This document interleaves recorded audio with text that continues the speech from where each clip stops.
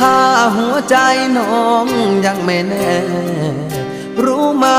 ใจพี่อ่อนแอเป็นโรคแพ้สัญญาลอยลอยสัญญาให้ไว้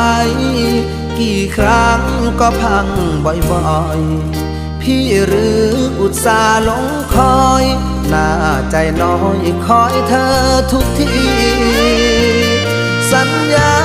จริงจังให้ความหวังที่ฝังใจมันจะรักกับพี่ยืนนา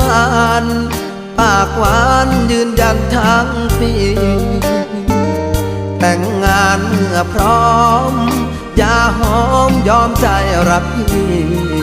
ผลลัพธ์ก็คือช้ำฟรีคนดีไม่มีสัจจาสัญญาเอ่ยมาแล้วก็ลาจากเหลือไว้เพียงซากกากคำหวานบั่นทอนชีวาเห็นเธอดีจากแทบไม่อยากจะเชื่อสายตาพี่เสียดายเวลาที่คอยหาแล้วมาเป็น